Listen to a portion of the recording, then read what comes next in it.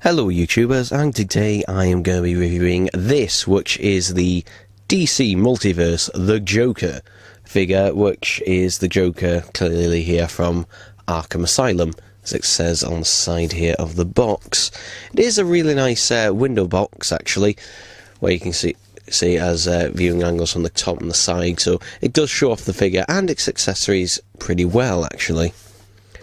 If we take a look on the back, you can see that we've got the character model for the Joker from Arkham Asylum, which, yeah, when you think about it, Arkham Asylum came out 11 years ago. So yeah, so this is actually the second, the only other time we've had a sort of standard Arkham Joker figure really, because there was the one that came out way back when, around 2009, 2010 I think it was, and I actually ended up getting it in the 4-pack, so this one is different from that one. You can see here it is rated 12+, which, I don't know if anyone actually ever pays attention to them. I don't know why it's rated 12+, to be honest. I mean, I know there's choking hazards, but normally that would be like a 5+, but I guess they are really targeting this at the collectors, and you can see here this is made by McFarlane Toys. So yeah, without further ado, let's crack this thing open and have a look at it. So here we have the figure itself out of its box, and it does look really good. So if I just remove all the chattering teeth here that comes with the figure, I'll go on to the accessories later, because I do actually have a few things to say about that. So the figure itself is pretty well detailed. However, there are a few things that make this different from the previous version. So this is the McFarlane version, which I will say right off the bat, the McFarlane version is not as accurate as previous versions are. It is still pretty damn good though. So you can see here we've got his purple suit, which I don't know, it just seems a bit darker, and it just seems more of a generic sort of purple colour. I mean, if we take a look at the actual sort of in-game model here, and we just compare the two, you can see the in-game version is definitely a lot lighter, but something I think that the problem with this is that they haven't bothered to do with this version that the previous version did. That with this version, the pinstripes are part of the sculpt, they're actually sculpted in, whereas on previous versions they were painted on. Now, to be honest, if it was part of the sculpt on previous ones, fine, but the difference is on previous versions the pinstripes were actually painted, whereas on this one the pinstripes aren't painted, so it doesn't really have, that sort of vibrancy that it should really have. And also, for some reason his belt buckle does seem to be a bit lower, even when you ab-crunch him forward. Initially I thought it was a mistake, but actually no, the belt buckle is actually there, but it just seems a bit lower down than it actually should be. And the colours and that all just seem, I don't know, a little bit off. I mean, the sculpting is really nice for this figure. It has all the details, including the coattails, and even the shirt, the frilly shirt popping out at the sides. They've gone to the detail as well of including the chain, which is just sculpted on. On a previous one, it was an actual chain that was hanging down. This one being part of the sculpt doesn't bother me. The fact that they have gone to that is really nice. However, if we take a look at the head sculpt itself, there we go. So yeah, just looking at the head sculpt itself, it does look a bit weird, and I don't know what it is. It looks more like a stylized version of the Arkham Joker, rather than it, actually just being the Arkham Joker. You can see the hair is actually a lot darker than it actually would be, I'm guessing they're trying to give it more of a realistic vibe, but yeah, there's just something about that hair that just makes it look absolutely massive. And for some reason, it just seems to be a bit weird. His head just... I don't know what it is about it, just something looks slightly off, and I just can't put my finger on what it is. And it's the fact that, you know, the rest of it, you know, is pretty accurate to the game in terms of, you know, sculpting. Paint apps, that's a different story. But the head itself, it just... I don't know, it kind of looks like it's, you know, a more cartoony, more stylized version of the actual head. And also it's very clean as well. It doesn't have the same sort of, you know, really it should have like a dirty wash or a black wash over the top to, you know, bring out more of the details like the actual head, the in-game head actually did have. So yeah, it's a bit weird on that part. Also, they have went to the detail of having the stitched parts of his trousers here.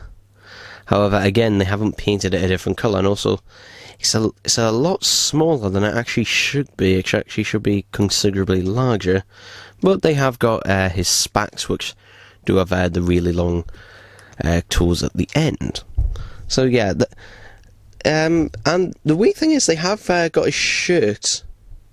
Well, I say his waistcoat shirt. It's a bit weird. It's a well, it is a shirt technically. It's a double-breasted shirt that looks a bit like a waistcoat at the end. But they have done that right, and they've even, you know, painted the sort of pocket studs on the pockets. So overall, really nice, well detailed in there. The gloves do look a bit too dark though for my liking, and the flower is just the complete wrong colour. Yeah, the flower should be dirtier, and it just looks completely the wrong colour. But the main problem is that, you know, they didn't paint the pink stripes. Like, I would have rather them, you know, not have the pink stripes be actually part of the sculpt and just paint them on, because otherwise it just kind of loses a lot of its vibrancy that it should have, which, you know, is a shame. But overall, it is really well detailed, and so I'm kind of like, but the detailing, some of it is wrong, and just some of it they haven't gone all the way with, so I'm kind of at a midpoint here. However, enough of that, let's go on to articulation. So the head is on a ball joint, so it can turn 360 degrees, and he can look up and look down. The problem is when he does look up, he kind of almost looks like he's broke his neck at certain points. So yeah, that's the only thing about certain ball jointed heads, depending on how they look. Sometimes if they look up, they can look like they've almost broken their neck. The arms are also ball jointed, so they can do 360s and go out to 90 degrees as well. You can actually feel it clicking into each position. It's not a smooth motion, it just seems to click into each position, which is a bit weird. They can swivel through 360 degrees as well, and the arms are double jointed, so he can bring his hands and arms right up to his face. So that is a nice inclusion that they've you know, bothered to do that. So it gives the figure a lot more range of movement and makes it feel more, you know, like a collector's figure, say like NECA and so on and so forth. So it's nice that they've gone to the efforts of doing that. The wrists are on a pivot joint, so they can sort of move back and forth and twist through 360 degrees. So it does give him a lot more range of movements. There is articulation at the waist here. I say the waist, it's more like at the hips, and there is an ab crunch, so he can bend forward and lean backwards as well, again for greater posability. It's a simple T-crotch joint, where his legs can go out to the side and forward, though are hindered by the crotch piece. Though I wouldn't recommend doing it too much, because it's most likely going to rub the paint off here, so at a limit. The legs also have a double knee joint, so he can, yes, kick his own arse. So that is a plus on that regard. The feet are on just a swivel joint here. Not really much movement. However, there is actually, and I found this really weird the first time, but yeah, there's actually articulation at the toe here. So it just gives them a bit more stability. So for example, if, say, he's kneeling down, you can position his feet like that. So that's a nice feature. That's something I can appreciate. So yeah, however, we're going to move on to accessories now, and what I'm going to do is just put all the accessories down here.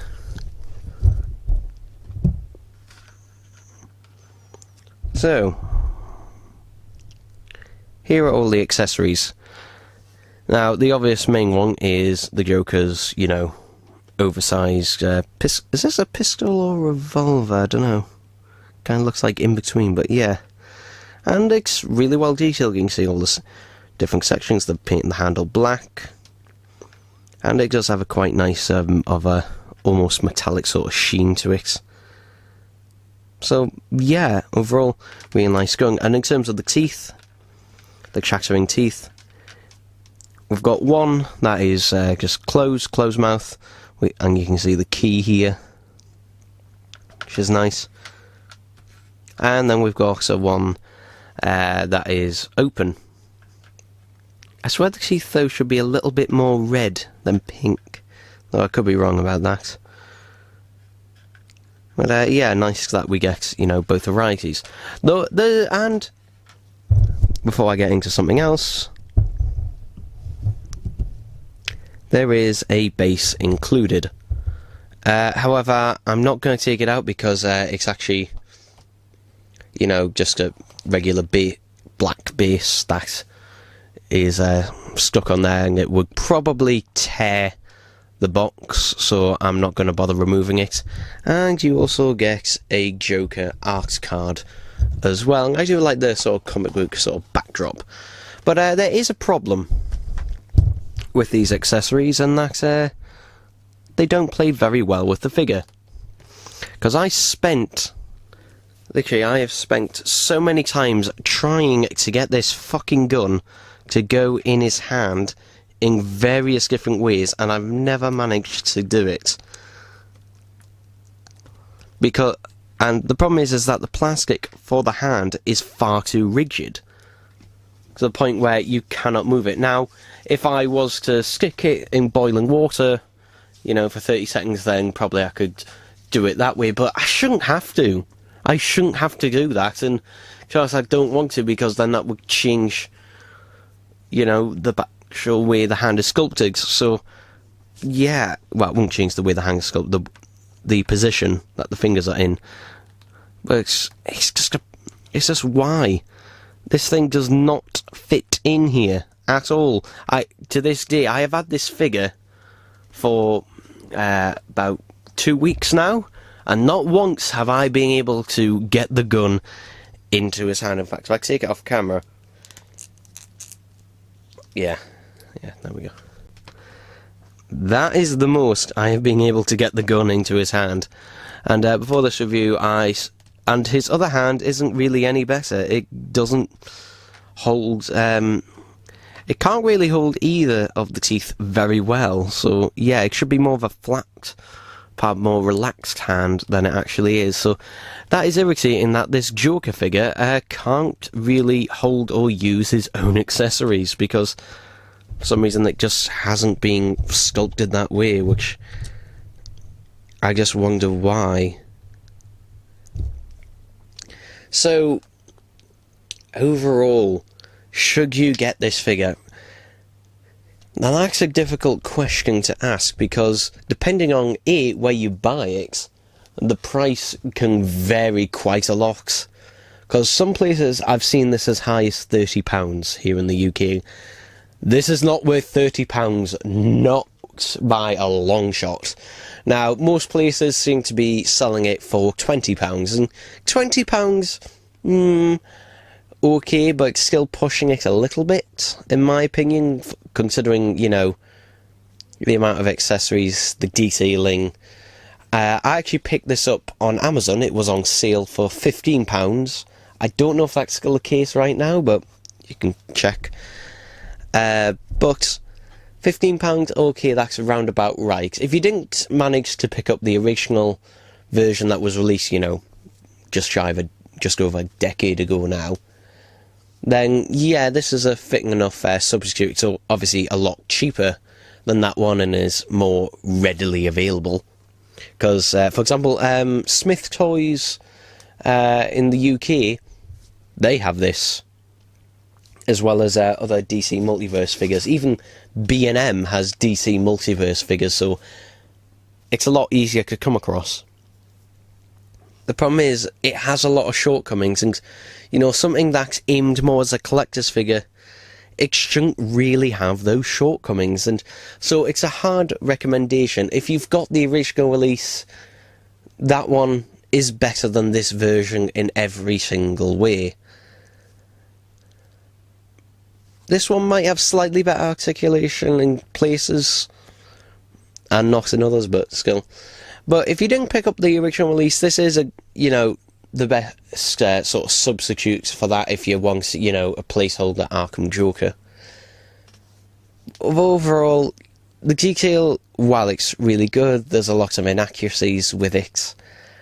And it just feels like it's so close. It's so close. If only, you know, they'd painted the pink stripes and got the colours a bit better. Because the colours, I don't know, just seem a bit muted and seem less vibrant. And also the accessories. I mean, there's not, you know, there's only 3, 4 if you count the base. Which, you know, is fair enough. But the accessories, you can't really use for the figure. You can't pose the Joker with his gun, even though that is what his right hand is sculpted to do. So that, you know, that's where we kind of meet a conundrum in it. So if you do say it's on sale price and you don't have the original version, then yeah, I'd say it was worth the money. However, if you do have the original release, then yeah, not really. I mean, there is obviously the third option, as, you know, if you're not bothered about the detailing, you just want a Joker figure, because this does make, you know, a good sort of more generic Joker figure, then yeah, by all means you could pick it up in that regards. But in terms of being an accurate figure to what it's supposed to be representing, no, unfortunately, it falls short on that regard. But anyway, thank you for watching this review, and I'll see you next time. Bye bye.